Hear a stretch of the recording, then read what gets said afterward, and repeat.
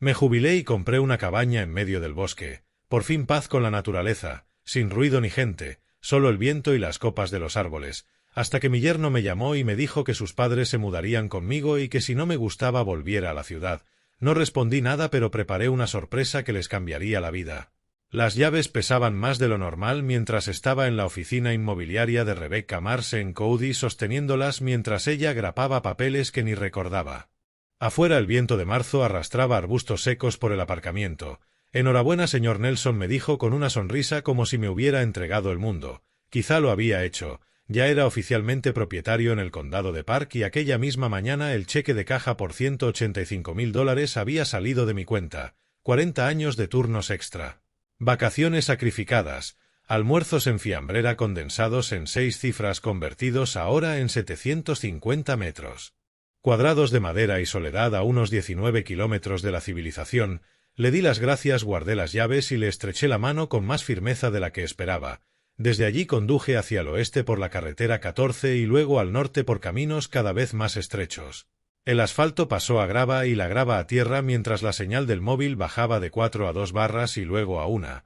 Paré en una tiendecita y compré café, pan, huevos y mantequilla. La dependienta me preguntó si solo estaba de paso y respondí que venía a vivir. Me miró como si hubiera dicho algo profundo. Los últimos 3 kilómetros subían entre pinos tan densos que casi no entraba el sol. Cuando la cabaña apareció en un claro, apagué el motor y me quedé mirando. Había 4 wapitíes pastando a unos 45 metros de la entrada. Levantaron la cabeza, observaron mi camioneta y siguieron comiendo. Uno apenas movió una oreja para espantar una mosca. Me quedé allí unos 5 minutos mirándolos. Sin bocinas, sin sirenas, sin voces atravesando paredes. La cabaña era tal cual prometían las fotos, con troncos de cedro envejecidos, un tejado verde de metal y una chimenea de piedra.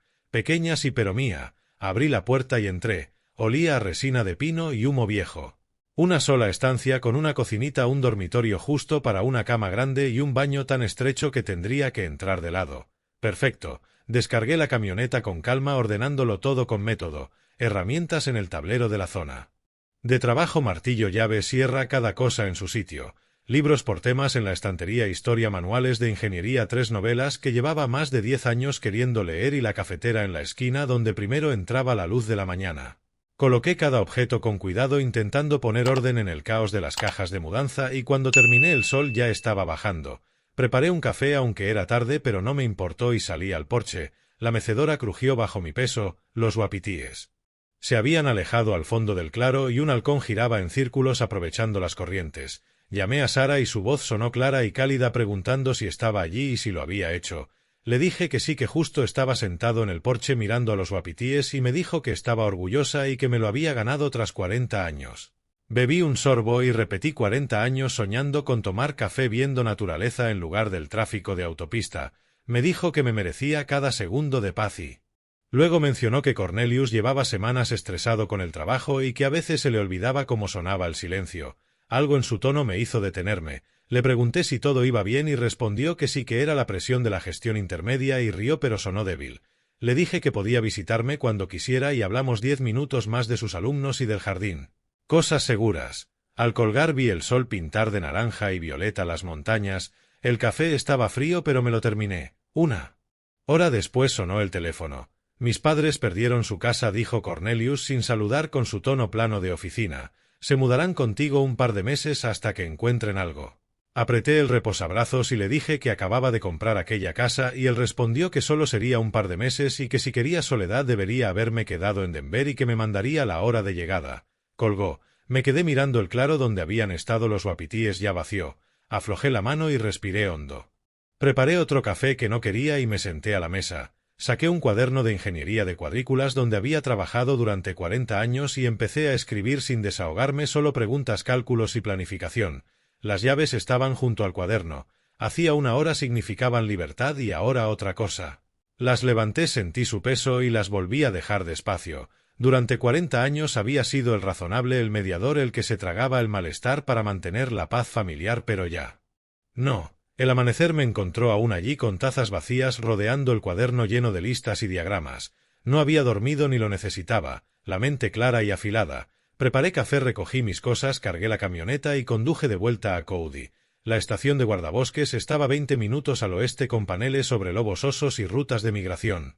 Un guardabosques curtido me atendió. Le dije que venía de Denver y que había comprado un terreno en la zona. Me habló de la actividad de osos en primavera y le pregunté por los lobos. Señaló un mapa con alfileres de colores explicando que eran tímidos pero con un olfato increíble. Tomé notas detalladas sobre direcciones del viento, territorios y comportamiento estacional y agradecí fingiendo ser un recién llegado nervioso. Luego fui a una tienda de exteriores con taxidermia en las paredes y pedí cámaras de fauna explicando que quería vigilar animales. El dependiente me mostró 2 modelos con visión nocturna y detector de movimiento y pagué en efectivo $340. Esa misma tarde instalé una en la entrada y otra en el porche ajustando ángulos hasta tener cobertura perfecta. Las camuflé lo justo y ambas se conectaron a mi móvil con una señal débil pero suficiente. Al día siguiente fui a la carnicería y pedí unos 9 kilos de restos de ternera, vísceras, grasa y recortes por $45.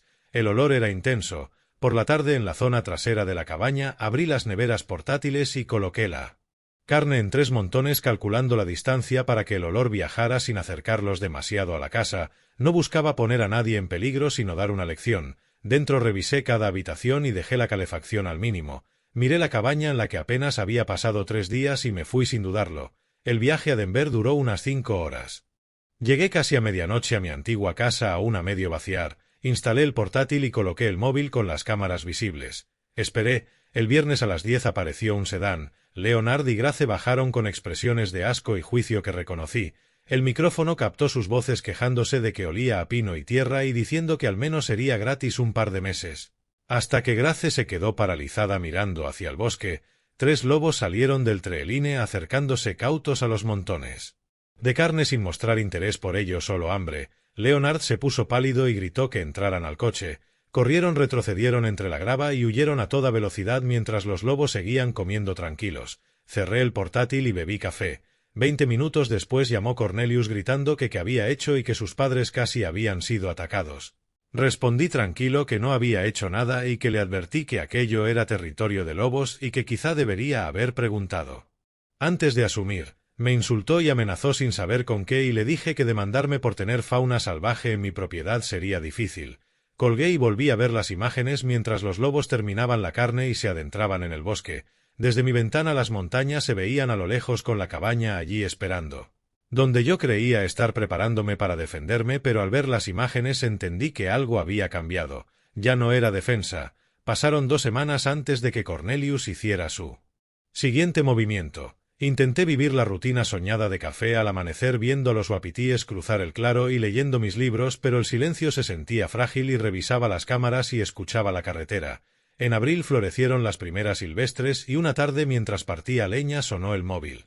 Era Sara llorando diciendo que Cornelius le había enseñado el vídeo y que podía haber acabado peor y que yo debería haber hecho algo para que fuera más seguro. Supe que estaba repitiendo un guión. Le dije que había comprado ese lugar para estar solo y que nadie me preguntó si quería visitas, pero que estaba dispuesto a reunirme con Leonard y Grace en el pueblo. Ella se alegró y quedamos. 2 días después conducí a Cody preparado tras investigar alquileres, imprimir acuerdos y practicar mi discurso firme pero no frío. En el café Grizzly Peak llegué temprano y elegí una mesa con vista a la entrada y cerca de la cámara. Pedí un café y esperé. Llegaron puntuales sin pedir nada y, sentándose como si acudieran a un juicio, les ofrecí café sin respuesta y Leonard exigió las llaves diciendo que aquello ya había durado suficiente. Deslicé hacia ellos el contrato de alquiler con calma explicando que era el precio de mercado por una propiedad amueblada, unos 1.200 al mes durante 6 meses. Leonard enrojeció y dijo que quería dinero de la familia y Grace fingió estar dolida llamándome codicioso. Me levanté, recogí mis cosas, llevé mi taza a la barra y dije que entonces no había acuerdo y que tendrían que buscar otro sitio. Salí. En la camioneta respiré hondo dejando que bajara la adrenalina. Esa noche mi teléfono se convirtió en un arma con llamadas de una prima a la que Cornelius había dicho que yo estaba inestable y aislado, luego de un excompañero y finalmente de Sara acusándome de avergonzarlos y diciendo que yo había cambiado. Respondí que quizá era al revés. Colgó y me quedé viendo la oscuridad cubrir las montañas mientras comprendía que Cornelius quería destruir mi credibilidad antes de atacar. Abrí el portátil y escribí al abogado David Thornton explicando mi edad, la situación familiar y preguntando sobre protección de bienes e herencia. Luego tomé un bourbon en el porche frío bajo las estrellas preparando mis próximos pasos. Al amanecer tenía respuesta del abogado citándome el jueves y confirmé. Pasé 3 días organizando documentos con precisión de ingeniero. El miércoles llamó Sara disculpándose y sin querer soltó la verdad, que Leonard había perdido $47,000 jugando al póker en 6 meses y que habían hipotecado la casa para pagar sus deudas y que Cornelius llevaba semanas hablando de soluciones como reorganizar los bienes familiares y meter mi cabaña en un fideicomiso supuestamente para planificación patrimonial porque el valor ya había subido desde marzo. Cada palabra encajó. Fingí interés y le dije que vería al abogado. Al colgar añadí notas sobre la deuda, el plan disfrazado y la línea de tiempo. De su desesperación, el jueves fui al despacho de Thornton frente a la ferretería Murphy, observé el edificio 5 minutos y entré. El abogado tenía unos 50 años con el aire rudo de Wyoming y una oficina ordenada con muebles de madera y títulos en la pared. Le entregué mis documentos uno por uno en el momento exacto. Thornton tomó notas y me hizo preguntas precisas a las que yo tenía respuestas preparadas. Señor Nelson, debo decir que este es el expediente más organizado que he visto en años. Lo tiene todo documentado. 40 años en ingeniería estructural. La documentación evita demandas. En este caso va a protegerle muchísimo. Se recostó en la silla tocando el bolígrafo sobre la mesa. Este es mi análisis. Su yerno está preparando el terreno para alegar que usted es incompetente o que necesita supervisión. La campaña de difamación, las historias sobre comportamientos peligrosos, son pasos previos para una posible solicitud de tutela legal. Una tutela significaría quitarme mis derechos. Es una táctica. No siempre funciona, pero puede bloquear sus bienes en los juzgados durante meses mientras discuten que usted no puede gestionar sus asuntos. La solución es demostrar de forma concluyente que sí está gestionando sus asuntos con competencia, que es exactamente lo que estamos haciendo. El siguiente paso es establecer un fideicomiso revocable con un administrador independiente. Seré directo. Costará unos $2,400 en honorarios, pero básicamente le hará intocable. La propiedad pertenecerá al fideicomiso, no a usted a título personal. La presión familiar pierde todo peso legal. Hágalo, respondí. ¿Cuánto tardamos? ¿Unas 2 semanas? Yo redacto los documentos, usted los revisa y firma. Luego los registramos correctamente y desde ese momento su patrimonio queda protegido. La reunión duró 1 hora y media. Cuando salí el sol estaba más bajo, pero yo me sentía más despejado que en semanas. Siguiendo el consejo de Thornton, en vez de volver directo a casa, fui a la biblioteca pública. Elegí un ordenador en una esquina de espaldas a la pared, costumbre, y entré en los registros de propiedades de Colorado. Bases de datos públicas como sabía por mis años de ingeniero, licencias de obra, gravámenes, servidumbres. Tecleé la dirección de Sara y Cornelius y abrí el historial. Hipotecario. La línea de crédito sobre el valor de la vivienda me golpeó como un cubo de agua fría. $35,000 fechada 8 meses atrás con autorización de firma única a nombre solo de Cornelius. Imprimí los documentos. Mis manos querían temblar pero no lo hicieron. Los añadí a mi carpeta y conduje de vuelta a la cabaña en silencio. Esa noche llamé a Thornton desde el porche. David, he encontrado algo. La casa de mi hija tiene una línea de crédito de $35,000 que ella no conocía. Su marido la contrató hace 8 meses, los registros de Colorado permiten una línea de crédito hipotecaria con un solo cónyuge en ciertas condiciones, pero ocultárselo a la pareja es otra cosa. Ella lo sabe. No sé si debo decirle ni cuándo. Eso ya no es una pregunta legal, Rey. Es familiar, aunque legalmente explica su motivación. Está intentando usar el plan de tu cabaña para tapar deudas que ya tenía. Al colgar senté todo en la mesa de la cocina. Las notas del abogado a la izquierda, las comunicaciones familiares en el centro, los hallazgos financieros a la derecha. Los $47,000 de juego de Leonard habían llevado a Cornelius a sacar la línea de crédito de $35,000 para cubrir parte. Eso creó la presión financiera que condujo al plan de quedarse con mi cabaña y liquidarla por efectivo. Todo encajaba. Saqué un bloc legal y empecé a trazar líneas entre hechos relacionados. Rodeando puntos clave y escribiendo preguntas. ¿Puede Thornton investigar la legalidad de esa línea de crédito? ¿Tiene Sara alguna vía legal? ¿Cuándo informarla? ¿Cómo protegerla sin alejarla más? Mi móvil vibró. Un mensaje de Thornton. Los documentos del fideicomiso estarán listos para revisar el lunes. Respondí estaré allí y escribí una última nota al pie de la página. Cornelius está acorralado y cuando un animal está acorralado ataca. Prepararse para la escalada. 3 semanas después, un lunes a principios de junio, conduje hasta la oficina de Thornton para firmar el fideicomiso. En el maletín llevaba 3 semanas de extractos financieros consolidados, cuentas bancarias, fondos de jubilación, tasaciones de la propiedad, documentos de inversión, todo organizado y etiquetado. La asistente de Thornton tenía los papeles listos en la sala de reuniones. 43 páginas en total, con cada línea de firma marcada con una pestaña amarilla. Revisé hoja por hoja mientras Thornton respondía correos dándome tiempo. El fideicomiso revocable le nombraba a él como administrador independiente. Patrimonio total $290.000. La cabaña, mis ahorros de jubilación, todo lo que había construido en 40 años. La cláusula clave estaba en la página 17. Sara solo heredaría si se divorciaba de Cornelius o si Cornelius firmaba una renuncia legal a cualquier reclamación sobre la propiedad. Esta disposición, dijo Thornton sentándose a mi lado, la herencia condicionada para Sara. Tiene que entender que puede causar conflicto familiar. Le respondí que el conflicto ya existía y que esto solo la protegía de ser explotada usando mis bienes. Thornton advirtió que si Cornelius descubría la estructura del fideicomiso reaccionaría con violencia, que le dejara. Todo era legal y no tenía base para impugnarlo. Thornton me miró con una pequeña comprensión. Sabía que la legalidad y el drama familiar eran cosas distintas. ¿Está preparado para que él suba el tono?, me preguntó.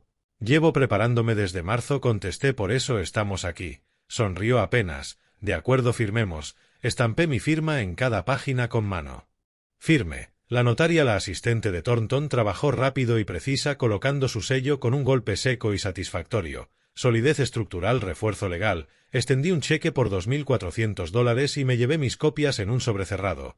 El resto de la semana fui moviéndome por mis entidades financieras con método. Cada llamada seguía el mismo guión. Identificarme, pedir formularios de cambio de beneficiario, explicar la estructura del fideicomiso y confirmar la documentación. Señor Nelson, tenemos su solicitud de cambio de beneficiario, dijo la administradora de mi plan de jubilación. Va a eliminar a su hija como beneficiaria. No respondí. Designo a mi fideicomiso revocable como beneficiario principal. ¿Mi hija heredará a través del fideicomiso? Ella preguntó por qué hacía ese cambio y respondí: protección de activos y planificación de herencia. Tengo preocupaciones sobre reclamaciones de terceros. Entendido, concluyó, se procesará en unos 5 días hábiles y necesitaremos copia física firmada. Ya va de camino. También quiero que me envíen confirmación por correo electrónico. Por supuesto, algo más. Si anote en mi expediente que este cambio se ha hecho de forma voluntaria y con asesoramiento legal. Estoy creando un registro de mi competencia en todas las decisiones financieras. Hizo una pausa. No es algo habitual, pero incluiré esa nota. Para el viernes todos mis bienes estaban protegidos dentro del fideicomiso. Tenía una lista de verificación en la mesa de la cocina y fui marcando cada punto con satisfacción. 2 semanas después llamó Sara. Papá Cornelius se comporta muy raro últimamente. Su voz sonaba cansada y fina. Preguntando por tus finanzas, si has actualizado el testamento. Dejé la taza sobre la mesa con cuidado. He hecho algunos arreglos de sucesión. Es lo correcto a mi edad.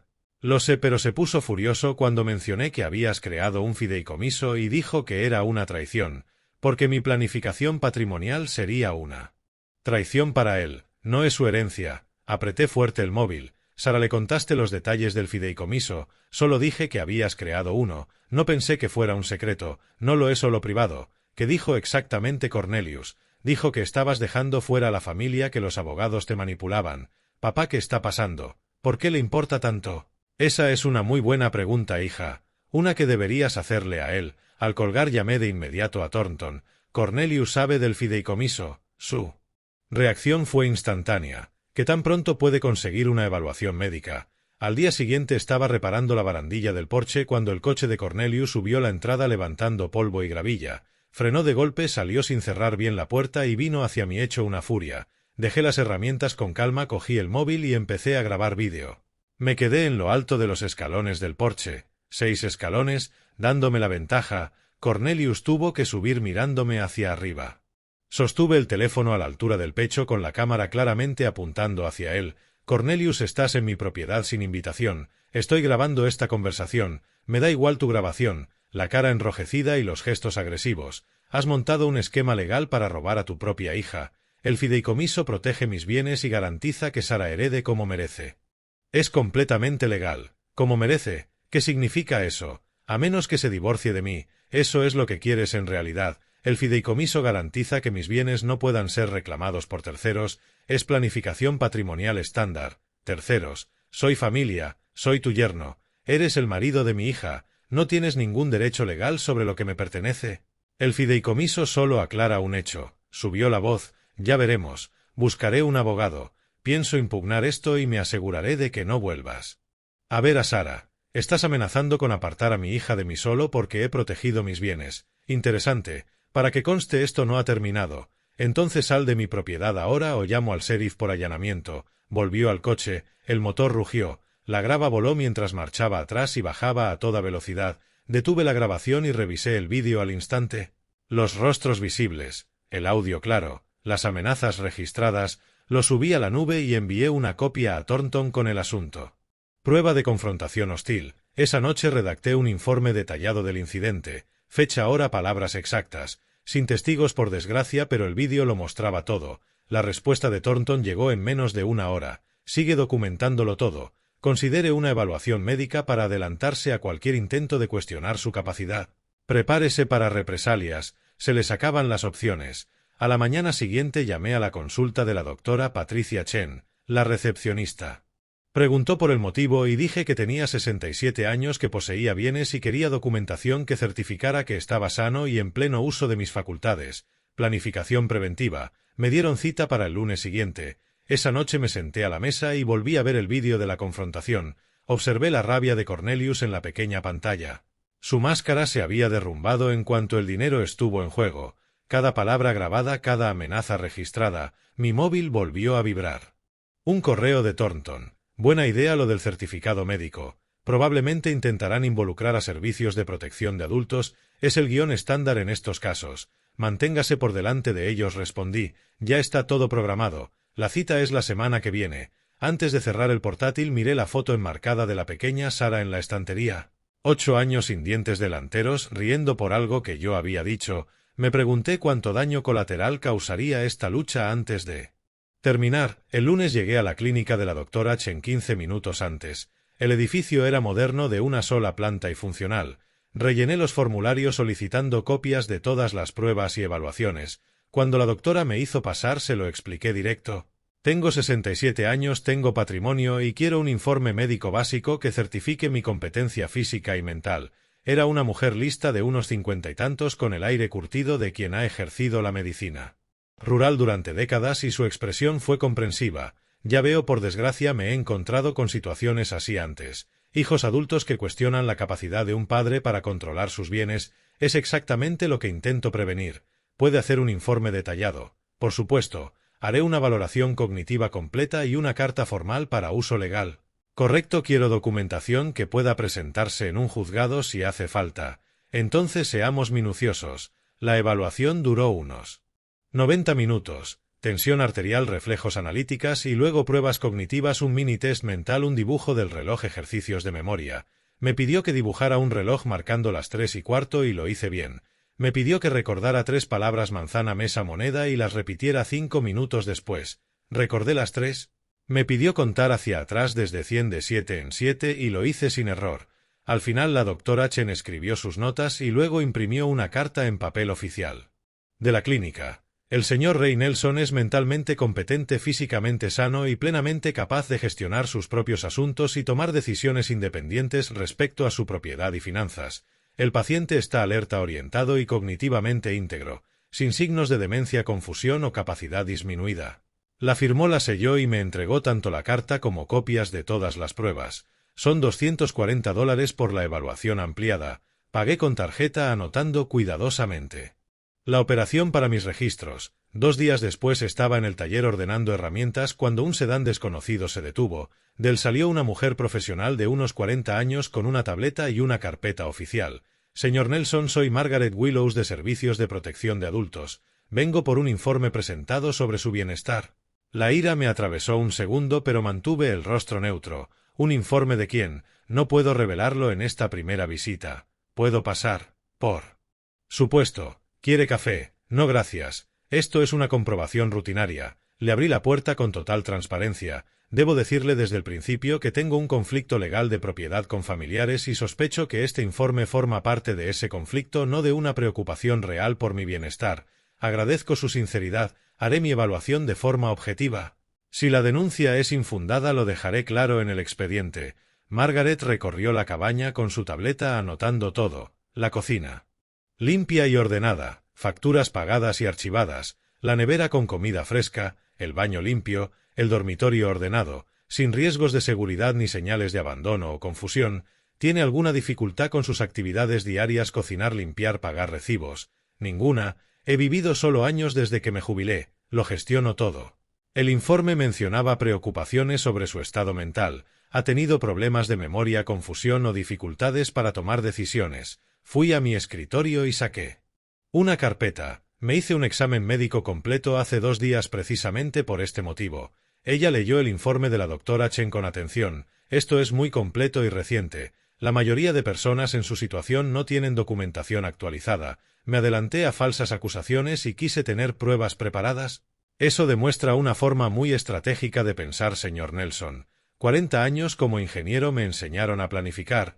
También le mostré extractos bancarios recientes que demostraban una gestión responsable y copias de los documentos de mi fideicomiso mostrando una planificación patrimonial sólida. Margaret tomó muchas notas. Su tono profesional se mantuvo neutral, pero reconocí el patrón de sus preguntas. Ya había visto esto antes. Explotación familiar disfrazada de preocupación. 3 días después, Thornton obtuvo legalmente copias de la denuncia oficial. La leí en la mesa de la cocina despacio varias veces. Cornelius y Leonard habían firmado como denunciantes. Las acusaciones eran detalladas y completamente falsas. Afirmaban que yo había amenazado a familiares con armas. Falso, nunca he tenido un arma de fuego. Que mostraba comportamiento paranoico con cámaras por todas partes. Las cámaras eran protección legítima tras amenazas reales. Que rechazaba atención médica. Falso, acababa de hacerme un examen exhaustivo. Que tenía dificultades con tareas básicas y tomaba decisiones financieras irracionales. El fideicomiso era planificación sofisticada, no un acto irracional. Grace había añadido una declaración alegando que los había puesto en peligro con animales salvajes. El incidente con los lobos de marzo convertido ahora en prueba de incompetencia. El informe pedía una evaluación psiquiátrica obligatoria y una posible tutela. Noté cómo se me tensaba la mandíbula y mis nudillos se ponían blancos sobre el papel. Ya no solo atacaban mi propiedad, atacaban mi autonomía, mi mente, mi libertad. Esto era una guerra. 10 días después de la visita de Margaret llegó la notificación oficial. El caso de servicios de protección de adultos se cerraba. El informe se consideraba infundado. El informe de Margaret decía claramente: el sujeto es competente, vive de forma independiente y segura. No hay evidencia de explotación, abandono ni capacidad disminuida. Una evaluación médica reciente confirma buena salud física y cognitiva. La denuncia parece motivada por un conflicto familiar de propiedad más que por una preocupación genuina por su bienestar. No se requiere más acción. Creé una nueva carpeta etiquetada Pruebas denuncia falsa a APS y archivé todo de forma sistemática. La denuncia original con sus mentiras, el informe de Margaret, la carta de cierre, mi evaluación médica, fotos de mi cabaña bien mantenida, mi réplica escrita a cada acusación con pruebas de apoyo. La carpeta se unió a la colección creciente en mi estantería. Estaba construyendo un expediente completo. Sonó el teléfono. Thornton, Rey, he encontrado algo. Leonard y Grace han estado usando la dirección de tu cabaña para algo. Los registros públicos muestran correo enviado allí a su nombre. Podría ser fraude postal o de identidad. Tenemos que investigarlo ya. Miré por la ventana hacia el buzón al final del camino. No se me había ocurrido comprobar si llegaba correo dirigido a gente que no vivía aquí. Voy ahora mismo. Cogí las llaves preguntándome qué más estaba a punto de descubrir. Conducí el largo camino de tierra hasta el buzón levantando polvo bajo el calor de agosto que hacía vibrar el aire. El buzón era de aluminio sobre un poste viejo rodeado de hierba alta. Me puse guantes antes de abrirlo. No quería mis huellas en correspondencia ajena. 3 sobres, todos dirigidos a Leonard Harrison o Grace Harrison, en la dirección de mi cabaña. Departamento de Servicios Familiares de Wyoming, primer banco de montaña, Administración de la Seguridad Social. Fotografié cada sobre con el móvil por delante y por detrás con matasellos y fechas visibles. Luego los metí en una bolsa de evidencia de plástico que había traído justo para esto y regresé a la cabaña. Thornton contestó al primer tono. Rey, he encontrado algo grave. Leonard y Grace han usado tu dirección para correspondencia oficial. ¿Para qué? Posible fraude de prestaciones. Están recibiendo cartas de servicios sociales de Wyoming y abrieron una cuenta bancaria usando la dirección de tu cabaña, pero tus cámaras demuestran que nunca vivieron allí. Eso es un delito federal. Fraude postal, fraude de prestaciones e incluso robo de identidad si alegan que tenían tu permiso. Podrían enfrentarse a años de prisión si se les procesa. Mire la bolsa de evidencia sobre la mesa. Entonces hagamos la denuncia. No voy a encubrir delincuentes solo porque sean parientes de mi yerno. Entendido. Prepararé el paquete de pruebas y contactaré con la Fiscalía Federal. Rey, esto lo cambia todo. Cuando se presenten cargos federales, su credibilidad quedará destruida. Bien, quizá por fin afronten las consecuencias. La semana siguiente fue un torbellino. Reuní las pruebas con la misma precisión con la que trabajé en proyectos de ingeniería durante 40 años. Imágenes de las cámaras mostrando la única visita breve de Leonard y Grace en mayo. Facturas de suministros probando que no había más ocupantes. Los registros de correo, mi declaración jurada de que nunca autoricé el uso de mi dirección. Thornton envió todo al fiscal asistente James Morrison de la División de Delitos Económicos. Morrison me llamó 3 días después. Señor Nelson, el abogado Thornton me ha entregado pruebas contundentes de fraude de prestaciones usando su dirección. Yo nunca autoricé que usaran mi casa. Tengo vídeo que demuestra que no viven aquí. Lo he visto. Está claro que vinieron una sola vez y nunca volvieron. ¿Cuánto tiempo lleva llegando correo a su nombre? Por los matasellos al menos 6 semanas. Eso establece un patrón. Combinado con las solicitudes de ayudas donde declararon residencia en Wyoming, tenemos base para una investigación federal. Seré claro, esto probablemente acabará en cargos penales. No intento arruinarles la vida, pero no voy a permitir que usen mi propiedad para delinquir. Hace bien en denunciarlo. A partir de aquí nos encargamos nosotros. Mientras Thornton investigaba el fraude de Leonard y Grace descubrió otra cosa en los registros de Colorado, la casa de Cornelius y Sarah. Tenía 3 cuotas de hipoteca impagadas, un retraso de $8,400, el aviso de impago ya se había registrado, el primer paso hacia la ejecución hipotecaria. Rey, esto explica su desesperación, me dijo Thornton por teléfono. Contaba con tu cabaña para resolver su crisis financiera. Cuando el fideicomiso bloqueó ese plan se quedó sin opciones. Me senté en la mesa procesándolo. Su propia casa estaba en riesgo. Hay una opción poco convencional que debo mencionar. Podrías comprar la deuda morosa. Los bancos suelen vender préstamos incobrables con descuento a empresas de cobro. Tú te convertirías en el acreedor de forma anónima a través de una sociedad. Cornelius nunca lo sabría. Empecé a entender las implicaciones. Eso me daría control total. Sí, pero es un dilema ético. Tendrías en tus manos el poder de decidir si tu hija mantiene su casa.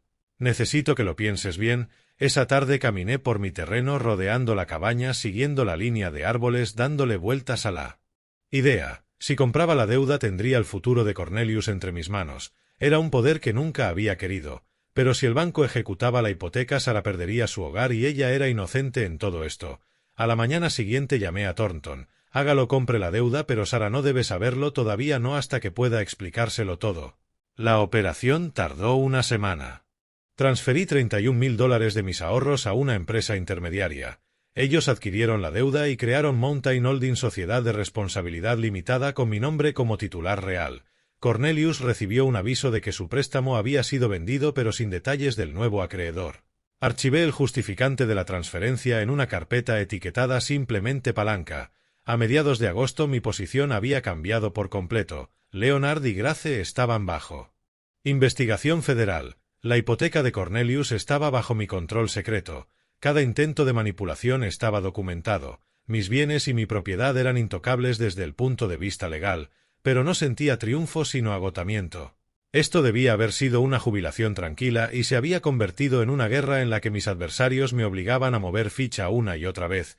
Me senté en el porche al atardecer con las carpetas de pruebas a mi lado y tomé una decisión. Sarah merecía la verdad, toda. Tenía que entender lo que su marido había hecho, el riesgo en que estaba su casa y de que la había estado protegiendo su padre. Saqué el móvil y escribí: hija, tenemos que hablar. ¿Puedes venir a la cabaña este fin de semana? Solo tú, es importante. Su respuesta llegó 10 minutos después. ¿Está todo bien? ¿Me preocupas? Estoy bien, contesté, pero hay cosas sobre tu situación financiera que Cornelius no te ha contado. ¿Qué cosas? Papá, me asustas. No por mensaje, en persona. Él. Sábado por la tarde. Haré comida. Cornelius tiene un viaje de trabajo este fin de semana. Puedo ir el sábado. Perfecto, solo tú. Esta conversación es entre nosotros. De acuerdo, llegaré sobre el mediodía. Dejé el teléfono y vi oscurecer las montañas. Al día siguiente me prepararía y el sábado le contaría a mi hija hasta qué punto su marido la había traicionado. La verdad no sería sencilla. Quizá al principio no me creería, quizá incluso se enfadara, pero ya había guardado estos secretos demasiado tiempo. El sábado amaneció con cielo despejado. Me desperté pronto con un nerviosismo que no había sentido en todo este conflicto. Enfrentarme a Cornelius era estrategia. Enfrentarme a mi hija requería otro tipo de valentía, la que sabe que va a herir. Limpié la cabaña. Ya estaba ordenada, pero necesitaba mantenerme ocupado. Preparé ensalada de pollo para bocadillos, su favorita de niña. Coloqué la carpeta de pruebas sobre la mesa de la cocina justo donde ella se sentaría, hacia las 11:30. Vi su sedán acercarse levantando polvo en el camino. Bajó del coche con aspecto cansado y preocupado. La recibí en el porche con un abrazo. Estaba tensa. Empezamos con café y charla ligera, su trabajo de profesora, el tiempo, cualquier cosa menos el motivo real. Pero la carpeta en la mesa atraía su mirada una y otra vez hasta que por fin preguntó: «Papá, ¿qué pasa?» «Tu mensaje me asustó». Respiré hondo. «Hija, hay cosas sobre tu situación financiera que Cornelius no te ha contado. Cosas serias». Soltó una risa nerviosa. «¿Qué? Que se ha saltado un pago de tarjeta. Se despista. Tu casa está en ejecución hipotecaria», respondí. 3 meses sin pagar la hipoteca. El banco estaba a punto de quedársela. La sangre se le fue de la cara. «Eso no puede ser. Nosotros pagamos la hipoteca. Cornelius la gestiona por internet cada mes. Eso es lo que te dijo». «Pero esto es lo que realmente ha pasado». Deslicé el aviso de impago por la mesa. Ella lo leyó despacio con las manos temblando.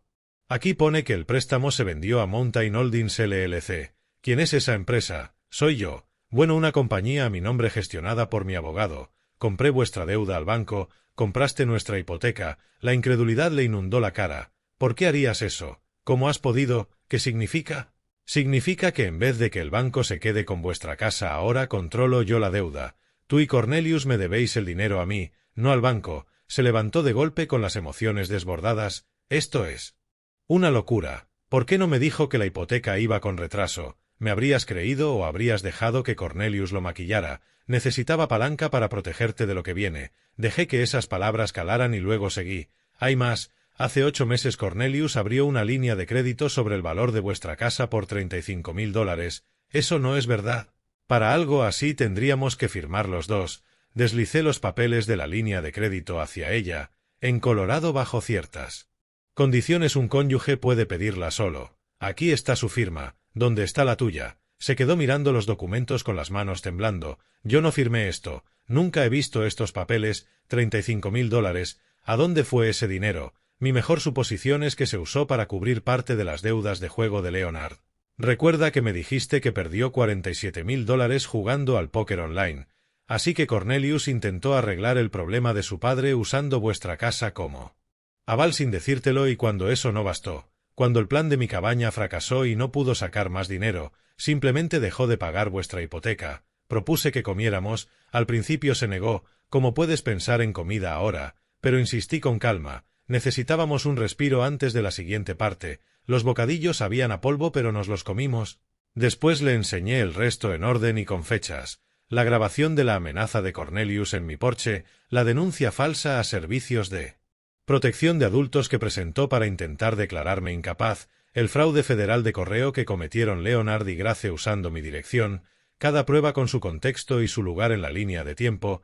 Ella escuchó, primero a la defensiva diciendo que Cornelius no haría eso, luego dudando preguntando si estaba seguro de que los documentos eran reales, y al final rota cuando le mostré la denuncia a APS donde su marido intentaba quitarle los derechos legales a su propio padre. Se derrumbó. No era un llanto suave, sino sollozos profundos que le sacudían los hombros. La dejé llorar, no le ofrecí consuelos vacíos, solo me quedé sentado. Cuando por fin pudo hablar lo hizo entre lágrimas. «¿Desde cuándo? ¿Desde cuándo lo sabes?» «Piezas sueltas desde mayo, todo entero desde julio». Me miró dolida y enfadada. «¿Meses?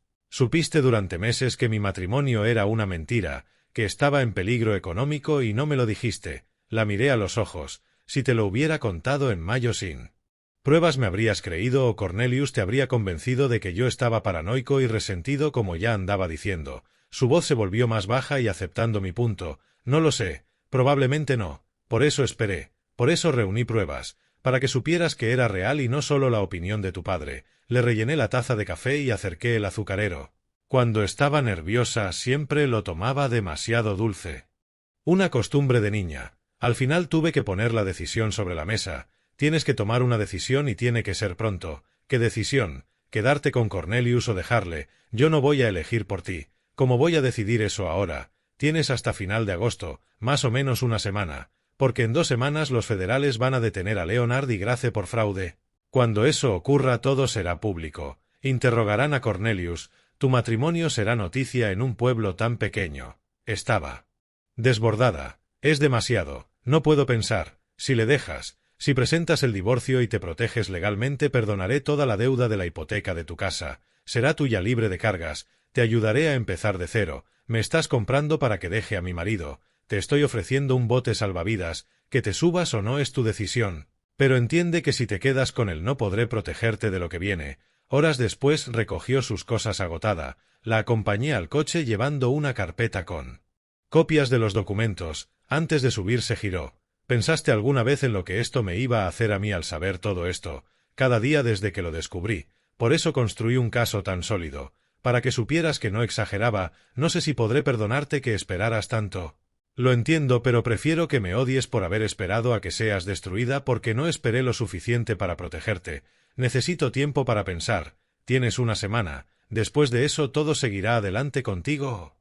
Sin ti. Me miró con ojos cansados. Ya no sé en quién confiar. Confía en los documentos. Ellos no mienten. La gente sí. Se fue sin mirar atrás y yo me quedé en la entrada mirando hasta que su coche desapareció preguntándome si acababa de perder a mi hija o de salvarla. 5 días después, un miércoles por la mañana, estaba en el porche tomando café cuando sonó el teléfono. Thornton. Está pasando ahora mismo. Los federales están ejecutando las órdenes de detención contra Leonard y Grace en Colorado. Quería que lo supiera. Dejé la taza con cuidado. Sin celebración, solo constatación. Gracias por avisar. Pasó 1 hora y volvió a sonar el móvil. Era Sara con la voz temblorosa. Papá Cornelius acaba de recibir una llamada. Sus padres los han detenido agentes federales por fraude. Tú has tenido algo que ver. Respiré hondo. Denuncié sus delitos a las autoridades competentes. Lo que ha pasado después es simplemente el sistema de justicia haciendo su trabajo. Hubo un largo silencio y luego en voz baja. Tengo que colgarte. La línea se cortó. Me senté de nuevo mirando las montañas preguntándome si mi hija podría perdonarme algún día por haber iniciado esta cadena de acontecimientos. En menos de 3 horas llamó Cornelius gritando. Tú has hecho esto. Tú los delataste. Has destruido a mi familia. Guardé silencio dejándole desgastarse. Tus padres cometieron delitos federales usando mi propiedad. Yo lo denuncié. Eso es lo que hace un ciudadano que respeta la ley. Se desgañitó diciendo que le contaría a todo el mundo que yo lo había orquestado todo y que era vengativo y cruel. Adelante, respondí. Tengo documentación de cada delito que han cometido. Mi abogado estará encantado de hacerlo público. Thornton había subido a mi cabaña expresamente para este momento. Le pasé el teléfono. Señor Harrison, soy David Thornton, abogado de Ray Nelson. Su tono era profesional, medido y definitivo. Sus padres han cometido delitos federales. Mi cliente cumplió con su deber cívico al denunciarlos. Cualquier intento de difamarle tendrá respuesta inmediata con acciones legales. ¿Lo ha entendido? Clic. Cornelius colgó. El viernes por la tarde Cornelius intentó vender la casa que compartía con Sara, desesperado por conseguir dinero para la defensa de sus padres y su propia supervivencia, pero la búsqueda de cargas en el título descubrió el problema. La hipoteca estaba en mora y pertenecía a Mountain Holdings LLC. Su agente inmobiliario le explicó que no podía vender sin la aprobación del tenedor de la hipoteca. Cornelius llamó histérico a Thornton. Su despacho es dueño de mi hipoteca. ¿Cómo es posible? Mi cliente adquirió su préstamo impagado por vías legales. Se le notificó hace semanas que su crédito había sido vendido. Necesito vender la casa. Mis padres necesitan abogados. Por favor. La respuesta de Thornton fue serena. Mi cliente está dispuesto a negociar. Recibirá una oferta formal en las próximas 24 horas. El sábado por la mañana llegó una carta certificada con mi oferta formal a través del despacho de Thornton. Los términos: yo perdonaría toda la deuda pendiente de la hipoteca, el saldo de $35.000 más los 8.400 atrasados, un perdón total de 43.400, las condiciones: Cornelius debía firmar los papeles de divorcio sin reclamar bienes, firmar una renuncia legal a cualquier derecho sobre mi propiedad, herencia o activos y firmar una declaración jurada reconociendo que no tenía derecho alguno a usar mi cabaña ni a involucrarme en sus problemas financieros. El plazo 72 horas. Si se negaba, ejecutaría la hipoteca de inmediato, perdería la casa igualmente y no recibiría nada. Cornelius llamó a Sara e intentó convencerla de que lucharan juntos contra eso. Su respuesta, supe después, fue sencilla: ya presenté el divorcio ayer. Firma los papeles, Cornelius. Se acabó. El lunes por la mañana Cornelius se presentó en la oficina de Thornton. El abogado luego me lo describió desaliñado, sin afeitar, con ojeras y las manos temblando. Firmó cada documento: el convenio de divorcio, la renuncia a mis bienes, la declaración jurada. Cuando terminó preguntó en voz baja si al menos se quedaría con la casa. La respuesta de Thornton fue tajante: cuando el divorcio sea firme, la casa pasará a nombre de Sara, libre de hipoteca. Usted tendrá que buscar otro sitio donde vivir. Cornelius se fue sin decir más. Esa misma tarde sonó mi teléfono. Era Sara, con un tono distinto, aún dolida y en proceso pero más firme. Papá, he firmado los papeles de divorcio. Voy a dejarle. No puedo seguir en esa casa. Demasiados recuerdos. Puedes ayudarme a encontrar algo cerca de ti. Quiero empezar de nuevo. Una profunda sensación de alivio me recorrió. No triunfo, solo alivio. Claro, hija. Encontraremos algo perfecto, lo bastante cerca para vernos y lo bastante lejos para tu independencia. Estás decepcionado conmigo por no haber visto cómo era antes. Jamás confiaste en alguien a quien amabas.